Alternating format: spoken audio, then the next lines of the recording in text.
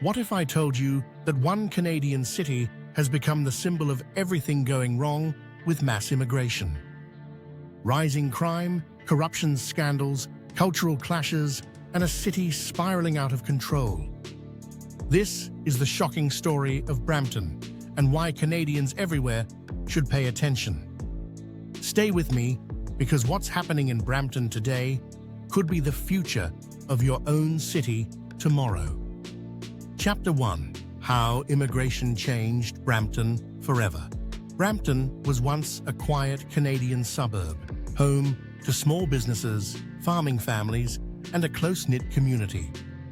In the past 3 decades, however, it has transformed into one of the most diverse cities in North America.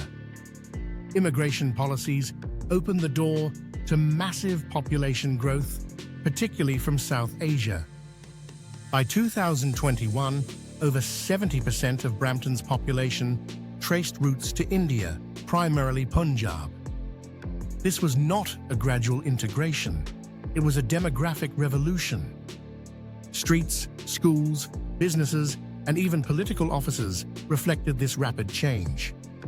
Supporters praised Brampton as a success story of multiculturalism, but critics warned that the speed of transformation outpaced the city's ability to adapt.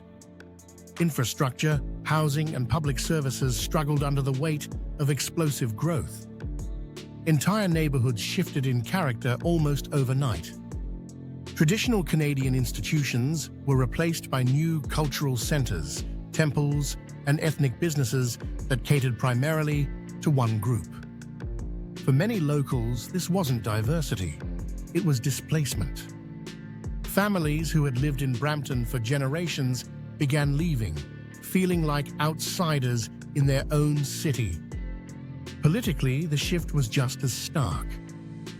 Candidates from the Indian community began dominating local elections, ensuring policy and representation aligned with their bloc. The rapid takeover sparked tensions. Many Canadians felt left out of decision-making, watching as their city was reshaped without their voice being heard. Brampton became a case study for how immigration, when mismanaged, could fracture a community instead of uniting it. Chapter 2. The Rise of Crime and Public Safety Concerns. With the demographic shift came an undeniable rise in crime statistics. Reports of violent crime, gang activity, and organized fraud began to dominate local headlines. Peel Regional Police data showed sharp increases in assaults, robberies, and carjackings. Residents reported that once safe neighborhoods now felt dangerous after dark.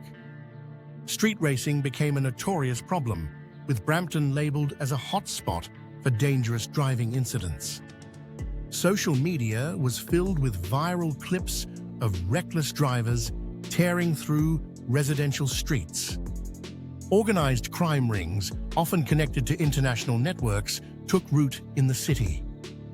This included large-scale fraud operations targeting seniors across Canada. Residents began to say openly what media avoided. Crime in Brampton was disproportionately linked to the new immigrant population. This claim was controversial, but it fueled frustration. Fear grew not just of crime itself, but of being silenced for speaking about it. Many locals felt they were being labeled racist for simply raising legitimate concerns. Public safety became the #1 issue for Brampton families.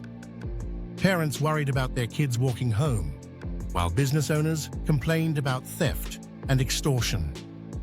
For many Canadians, Brampton was no longer the city of opportunity, it was a cautionary tale. Chapter 3. Corruption allegations and political scandals. Politics in Brampton became as chaotic as its streets. Allegations of corruption, favoritism, and shady deals began swirling around City Hall. High-profile scandals included accusations of mismanaged funds, questionable contracts, and officials accused of putting personal gain above public service. Critics claimed Brampton's political class had become a closed circle, controlled by a powerful immigrant elite who rewarded loyalty over merit. Local politics increasingly resembled factional battles rather than democratic representation. Whistleblowers and journalists were often marginalized or silenced. Meanwhile, Canadian taxpayers questioned why so much money flowed into Brampton projects with little accountability. Infrastructure lagged, while politicians enriched themselves.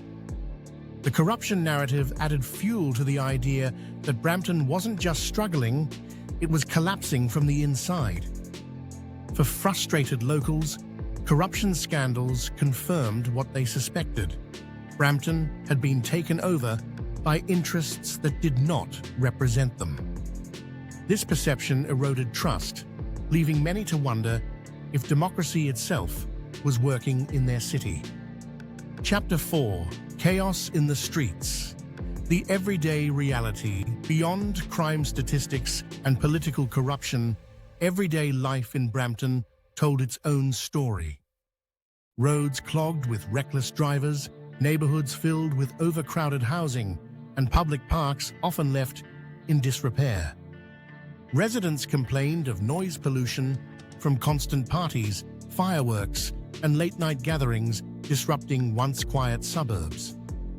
Garbage dumping, poorly managed housing, and visible poverty clashed with luxury cars and booming real estate speculation.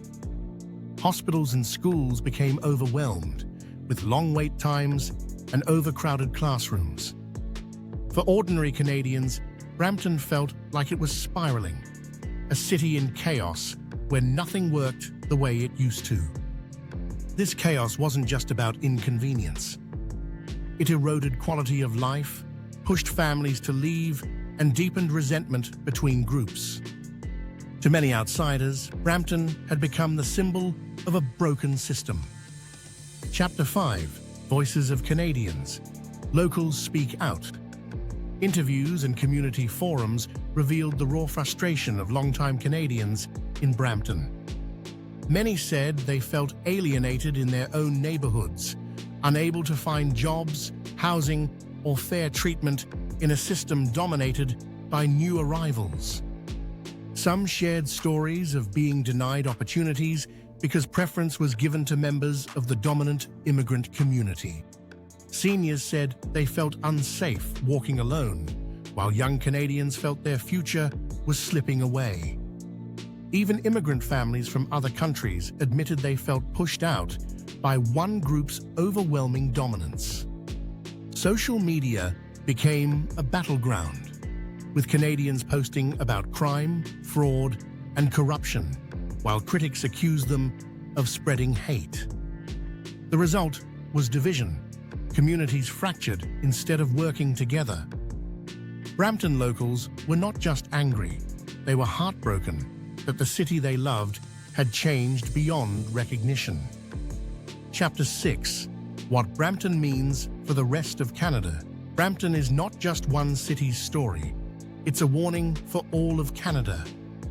Immigration at this scale reshapes politics, culture, and daily life in ways that can't be ignored.